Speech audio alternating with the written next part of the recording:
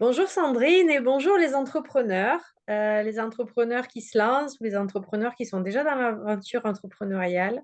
Je suis Sarah, j'ai créé Yalla, l'école de l'audace, et à travers des formations de théâtre pour entrepreneurs que je crée spécifiquement pour vous, je veux vous accompagner à monter sur scène, vous mettre en avant et être fier de crier très fort l'utilité de votre entreprise. Et aujourd'hui, je reçois Sandrine qui, je suis sûre, par son expérience, va nous donner, euh, en fait, j'espère et j'en suis sûre, que son expérience va être une aide et un conseil pour certains.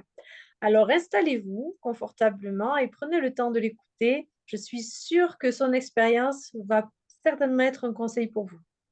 Sandrine, est-ce que tu veux bien nous parler de toi? Alors, bah, écoute, je te remercie déjà de t'intéresser à moi et à ce que je fais. Je te remercie de me donner la parole. Et donc, je Pas de suis temps. Sandrine, je suis co-gérante de Kerma. Et donc, qu'est-ce que je peux dire sur moi? Je crois que ce qui me caractérise le plus, c'est que je suis curieuse et j'aime les gens. Voilà. Ouais, trop chouette. Et ça se voit quand on te rencontre. Ah, merci. Ouais, c'est vrai. Alors, tu es co-gérante de Karma. Donc, tu es, Oui. avec qui sur le projet? Alors, je suis associée avec Pauline et on a la particularité d'être associée et mère-fille. Voilà, donc c'est une D'accord, aventure entrepreneuriale et une aventure familiale. d'accord. Je fais cette tête parce que je passe une semaine avec ma mère. Je suis fatiguée. Alors, travailler avec, wouhou! Mais je pense Alors, qu'on du coup, fait ça, ça c'est de la manière question qu'il faudra intelligente. poser à Pauline. Mm. Parce que moi, Cool. je ne travaille pas avec ma mère, c'est elle qui travaille avec sa mère. Mais je suis sûre que ma mère ne supporterait pas travailler avec moi non plus, hein. D'accord. Et Kerma, qu'est-ce que c'est? Alors, Kerma, c'est une structure qui est destinée à accompagner la vie des équipes. C'est-à-dire que notre objectif, c'est d'amener les collaborateurs et les managers à mieux vivre la collaboration, à mieux vivre la vie d'équipe. Donc, on fait ça avec deux axes, soit de la formation. Et à ce moment-là, on est sur des sujets très précis comme le management, comme la gestion du temps, comme la gestion du stress dans les équipes, etc., ou la communication relationnelle. Et puis, on a un autre volet qui est les ateliers collaboratifs. Et là, on accompagne sur des sujets vraiment qui sont déterminés avec les donneurs d'ordre. On monte un cahier des charges. On nous donne, par exemple, comme mission de fluidifier la communication. À ce moment-là, il y a un groupe de travail qui se met en place et on les accompagne sur plusieurs séances Ok. pour aller dans cette fluidité attendue. Voilà. On a donc comme particularité aussi d'utiliser des moyens qui sont des moyens ludiques. On essaye d'amener ça de manière très, très ludique, donc au travers des jeux pédagogiques, des jeux à valeur ajoutée, ce qu'on appelle, avec un objectif vraiment précis. Et puis, ben, des outils comme ce que tu peux proposer, c'est-à-dire des ateliers du théâtre, tout ce qui va être autour des pédagogies actives, tout ce qui va servir à mettre les personnes dans des situations actives pour apprendre et L'apprentissage. collaborer. Voilà. Et D'accord. puis collaborer. Voilà. Notre D'accord. objectif, c'est vraiment quand on part, que les gens soient en capacité de collaborer plus sereinement. Ok. Comment est né Karma? Et surtout, moi, ce que j'ai envie de demander, c'est pourquoi avec ta fille? Alors, on a un parcours toutes les deux qui est dans des métiers au départ différents, avec des fonctionnements différents. En revanche, on a beaucoup de points communs sur les valeurs, beaucoup de points communs sur les attentes par rapport à la vie, sur comment on voit les choses dans l'entreprise. Et donc ça, c'est une grande force. Et puis, on a aussi des grosses différences qui font notre complémentarité et aussi notre force, à savoir des façons, des compétences différentes. Ouais, Voilà. vous L'idée, c'est qu'au combinez. départ, on était dans deux situations professionnelles différentes et que justement, par rapport à ces besoins de complémentarité, on n'arrêtait pas de s'appeler parce qu'on est assez fusionnel à Ah, titre personnel et on n'arrêtait pas de s'appeler. Tu peux m'aider là-dedans et toi, tu peux m'aider là-dedans, etc. donc Et vous du coup, on s'est collaboriez dit, déjà à cette bah, époque-là. alors on collaborait, mais sans se rendre compte, c'était instinctivement, c'est-à-dire c'était la maman qui appelle sa fille pour avoir un conseil, puis la fille qui appelle sa maman pour avoir une aide, etc. et on se dit, tiens, toi, dans cette situation professionnelle, tu ferais quoi? Et toi, donc, tu ferais quoi? Tu verrais, Ouais, etc. Et un jour, on s'est dit, mais en fait, on n'arrête pas de s'appeler. Et à l'époque, on vivait à 300 km l'une de l'autre. On dit, mais pourquoi on ne ferait pas quelque chose ensemble? Et de là a commencé à germer l'idée. Et puis, de se dire qu'on avait envie de cette aventure entrepreneuriale mère-fille avec des valeurs partagées, la curiosité des gens. On a cette passion depuis des années toutes les deux du théâtre et du spectacle. Donc, il y avait déjà beaucoup de choses qui nous permettaient de partir sur ces éléments-là. Voilà. d'accord, d'accord. Ok. Parle-moi de l'audace dans ton parcours. L'audace dans mon parcours. Alors, je dirais que ça a commencé déjà au lycée. Ah oui, Je suis comme plusieurs, ou beaucoup même, j'ai l'impression, et ça m'effraie encore beaucoup d'entendre ça. J'ai rencontré un prof qui m'a dit oh, Sandrine, tu devrais renoncer parce que tu feras jamais rien dans la vie. oh là Euh, là, mon Dieu. les études, c'est pas fait pour toi. Voilà. Et donc, j'étais pas dans un milieu, je rentrais pas dans les cases de l'univers dans lequel j'avais envie d'évoluer, et notamment les écoles de commerce. Et du coup, eh bien, j'ai dû commencer à me dire, mais en fait, bah si, moi, je vais avoir l'audace de lui montrer que bah si, c'est pour moi et que si, je mérite ma place et que je peux faire des choses. Donc, j'ai commencé comme ça, l'audace. Ensuite, l'audace, elle est venue du fait que j'étais très timide et que j'ai rencontré des personnes qui m'ont dit, mais fais du chant. J'ai dit, mais fais du chant, enfin, c'est pas possible.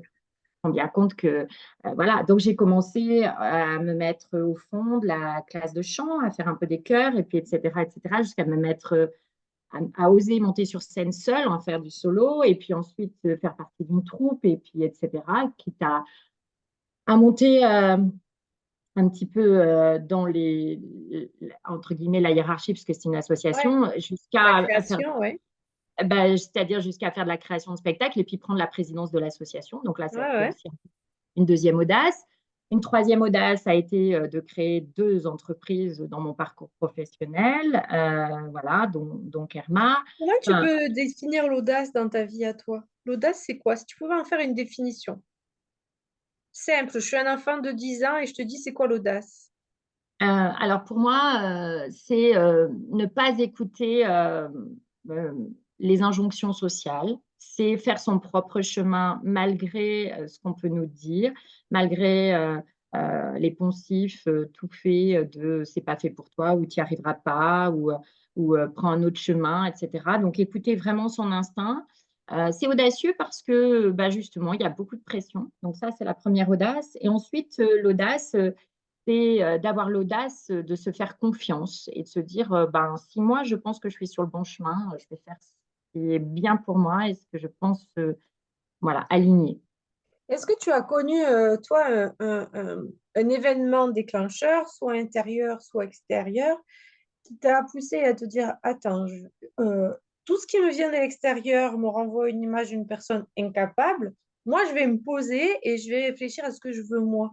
Est-ce que tu as eu ce moment d'introspection? Alors, j'en ai eu deux. Un, donc, qui a commencé par mes études, effectivement, quand j'ai fait ces écoles et que je me suis rendu compte que les gens étaient plus dans la valeur réussite que dans la valeur partage, ça m'a un petit peu dérangée. Donc, j'ai commencé effectivement une carrière comme on attendait de moi, dans ces écoles-là, dans ce fonctionnement-là. Puis, je me suis rapidement rendu compte que ce n'était pas fait pour moi et que j'avais envie d'autre chose, plutôt du partage, de la collaboration. Et c'est aussi pour ça que maintenant, c'est ces sujets-là que je mets en pratique dans les entreprises, parce que c'est vraiment des valeurs auxquelles je crois depuis très longtemps. Et la deuxième, c'est à un moment donné mon chemin personnel, de me dire, mais est-ce que cette vie, c'est moi? Est-ce que ça me ressemble? Et la réponse a été non. Et du coup, bah, j'ai mis un grand coup de balai dans tout ça et je suis repartie sur complètement autre chose. Voilà. Ça a fait peur? Oui, bien sûr que ça fait peur parce qu'il y a des tas de choses établies et puis on entend les voix autour de soi qui disent mais oh, ta vie, elle est chouette, c'est génial ce que tu vis, où tu vis, c'est génial ton parcours, tout ça, tu ne te rends pas compte. je me rends compte que c'est chouette ce que j'ai entrepris. Il y a plein de choses qui sont chouettes. Et puis, il y a aussi plein de choses qui ne me correspondent pas. Et j'ai envie que ma vie me corresponde parce que le temps passe vite et j'ai envie que ça soit moi, que ça me ressemble et que ça soit aligné avec ce que j'ai envie de vivre, quoi. D'accord, ok. Donc oui, pour toi, l'audace, c'est de savoir dire non pour respecter ce qui sommeille en soi, quoi, sa propre identité. Tout à fait. T'as D'accord, raison. ok. T'as raison. Ok. Et c'est quoi l'identité de Kerma aujourd'hui? Alors, est-ce que tu peux me préciser ta question? Si tu devais définir Karma comme une personne, tu dirais Hmm. déjà, qu'est-ce que tu dirais d'elle? Quel âge elle a? Si on devait la définir comme une humaine, tu lui donnerais quel Alors, âge? elle est toute petite, elle a juste 4 ans. D'accord. Alors Elle a 4. ça c'est en année civile humain. Oui, Mais, mais oui. pour toi, tu la vois comment, Karma? Oh, je la vois mature Ah, parce qu'elle est posée. Elle est posée, elle a des donc tu lui valeurs. donnerais quel âge finalement? Ah, bah, moi, je dis que pour être mature et alignée à ses valeurs, bah, il faut avoir entre 40 et 50 ans, malheureusement, parce que, D'accord, donc on va dire elle a une quarantaine d'années. ouais. Encore que je modifierais ça parce que je trouve que les jeunes sont plus facilement audacieux et plus facilement alignés rapidement que moi, ce que j'ai pu l'être. Je trouve Ouais, que je trouve que, moi 20 ans, aussi, je trouve 30 qu'on est dans ans, une bonne génération. Moi, je trouve qu'ils ont oui, beaucoup de chance. Mhm. oui, tout à fait. Je trouve qu'ils sont plus courageux à ce niveau-là. Voilà, Oui. ils sont rapidement en phase avec leurs valeurs. Donc Mm. peut-être qu'elle aurait entre 30 et 50 ans, je ne sais pas trop, en Bon, ok, fonction de son ok, on parcours. voit. C'est une adulte en tout cas. C'est Voilà. une Ah oui, adulte. c'est une adulte. Et puis, tu vois, je suis partie sur une femme, forcément, puisque c'est plutôt ce qu'on représente, Pauline et moi. Donc, je dirais que Mm. c'est une femme, bien que depuis quelque temps, avec plaisir, on a accueilli un jeune homme dans notre équipe. Jusque-là, on était une équipe totalement féminine. Et puis, donc, à la rentrée, il y a un garçon qui est venu frapper à notre porte et qu'on a accueilli avec plaisir. Donc, là, l'équipe est mixte maintenant, puisqu'on a aussi une autre fille qui est avec nous. Donc, à quatre, on n'a pas la parité, mais on y travaille. C'est pas mal, c'est pas mal. Donc, c'est une femme de 30, bon, ouais, on va dire une petite Ouais, quarantaine, quoi. voilà, on va Ok. dire, pour faire la moyenne. Ok. Et comment elle s'habille? Alors, comment elle s'habille? Oh, je crois qu'elle s'habille en fonction de son humeur, c'est-à-dire, aujourd'hui, elle peut être en jean, en basket, avec un t-shirt, et puis le lendemain, elle peut être dans un tailleur ou un smoking. Vraiment, elle est à l'écoute. Elle est à l'écoute d'elle-même. Donc, si elle a envie d'un smoking, elle met un smoking. Si elle a envie d'un jean, elle met un jean. D'accord. Ok. Ok. Et de caractère, qu'est-ce qu'on dit d'elle? Alors, je crois qu'elle est foncièrement bienveillante. Euh, je crois qu'elle est curieuse des autres et qu'elle a envie d'amener sa valeur ajoutée, vraiment euh, de se sentir utile.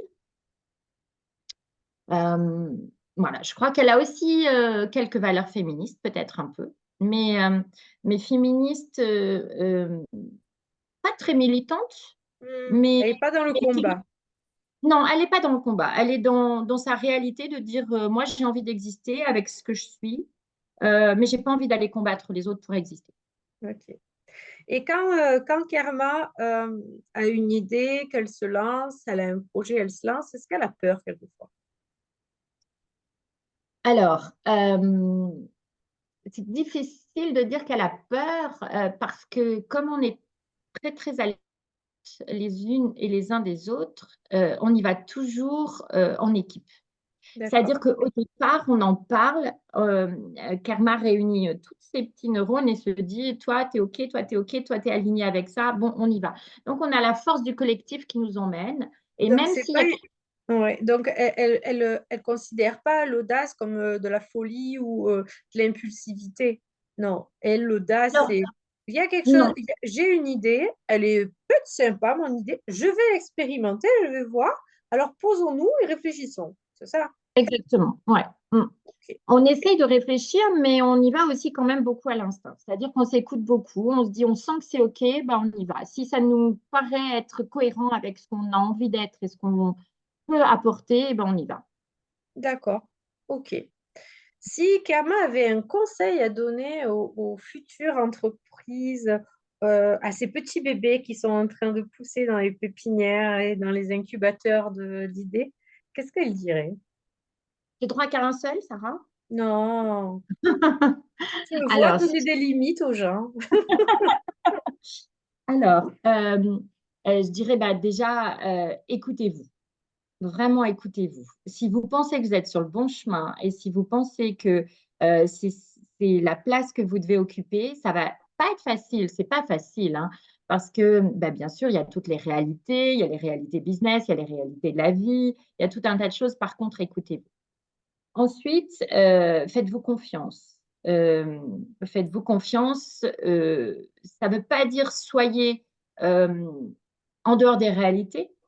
Par contre, ça veut dire soyez conscient de vos forces et ne soyez pas, euh, comment dire, dans une. Alors, je trouve peut-être pas forcément le mot adapté, mais euh, Dans l'idée, l'économie c'est de leurs pas. ressources?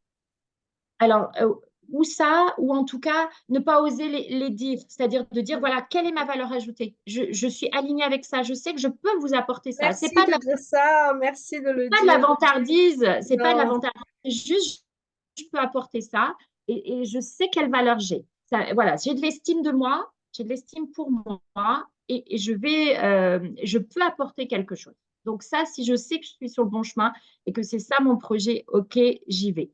Et puis après, eh ben, ça va demander aussi de collaborer. Je crois qu'il ne faut pas hésiter à demander de l'aide, que ça soit oui. intérieur à son équipe ou extérieur, mais c'est très important. C'est très important d'aller dire à un ami, bah là, tu ferais quoi à ma place? Parce que là, je suis paumée. Ou aller dire à son banquier, à son comptable, ou à n'importe quel consultant, Ouais. ou à des gens extérieurs, à champ, je ne sais pas à qui, mais en tout cas de dire, OK, Et ça bah là, tu implique, ce que tu dis, ça implique accepter de montrer sa vulnérabilité, accepter de dire à quelqu'un, parce que quand on se lance dans une entreprise, je sais pas pourquoi, pour toi, mais moi, au début, je l'ai vécu comme ça. Comme autour de moi, concrètement, il y avait que mon mari et mes enfants qui croyaient en moi. Et tout le monde me disait, mais qu'est-ce que tu fous, n'importe quoi. Bref, j'avais pas envie de demander conseil et aide parce que je pense qu'ils allaient dire, ben voilà, et voilà, elle foire, tu vois? Et puis, euh, et puis quand j'ai commencé à me poser et à être fière et oui, à vraiment avoir de la fierté pour ce que je faisais et voir les résultats aussi de ce que je fais directement avec les personnes qui sortent de mes formations, j'ai plus du tout de mal à aller demander de l'aide. Mais c'est vrai qu'il y a ce truc du début. Je peux pas et montrer mes oui, failles, quoi. Je suis encore eh oui, fragile. mais est-ce que c'est pas notre ego qui parle à ce moment-là? Oh, Euh, peut-être, certainement. Hein, Ouais. tu vois? Et du coup, moi, je me dis que si on est en auto-empathie et qu'on se pose la question de vraiment quel est notre cadre et quelles sont nos possibilités et puis quelles sont nos limites, moi, je crois que ça se passe beaucoup mieux.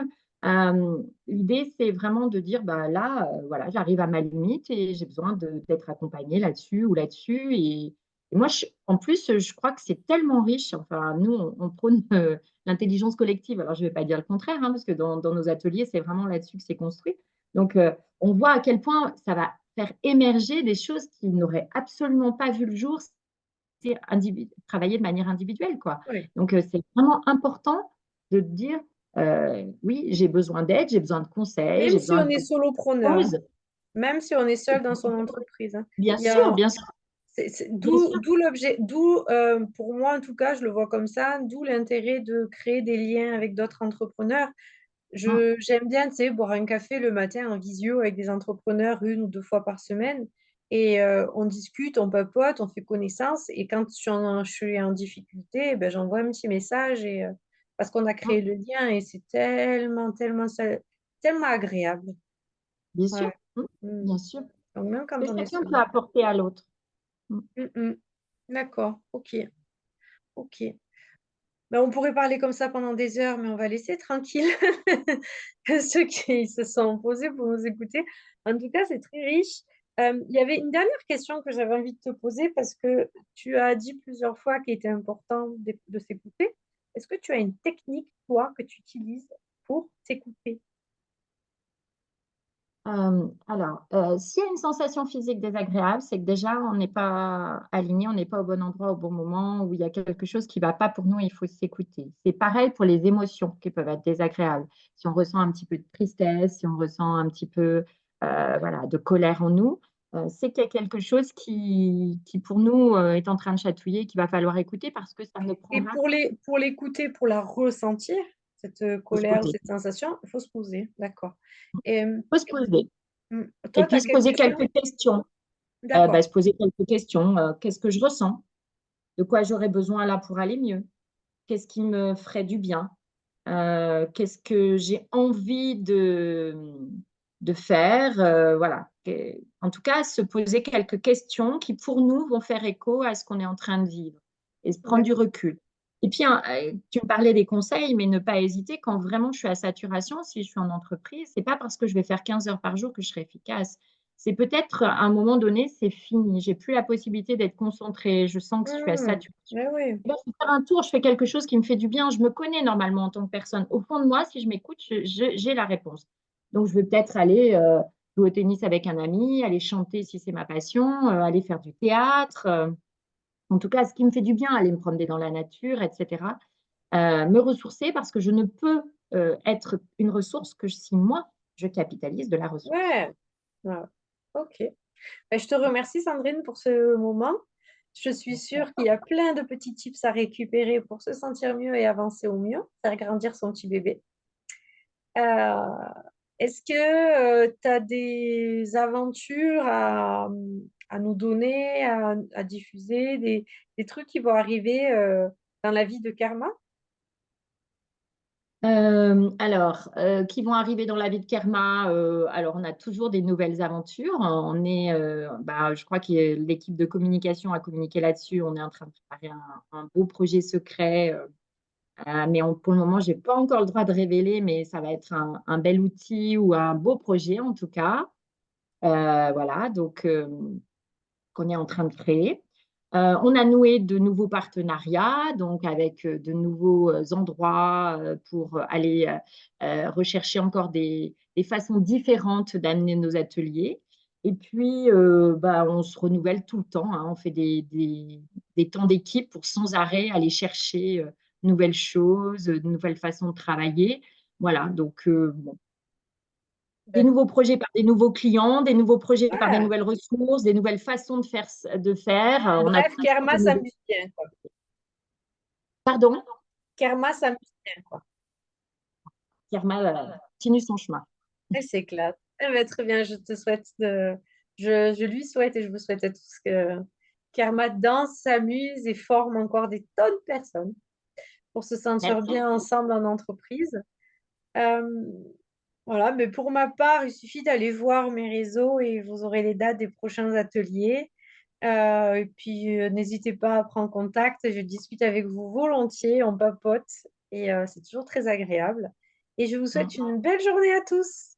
Oui, c'est vrai que je n'ai pas pensé à ça, mais sur notre site aussi, vous avez effectivement toutes les dates de nos formations, vous avez tous les types d'ateliers qu'on fait, et puis vous avez aussi des ressources à télécharger que vous pouvez aller récupérer si vous avez envie, qui sont parfaitement gratuites et qui permettent effectivement d'aller chercher des ressources et chercher de quoi faire en autonomie des ateliers collaboratifs. Cool. Voilà. Merci pour votre générosité et bonne journée. Merci Sarah. Bon après-midi.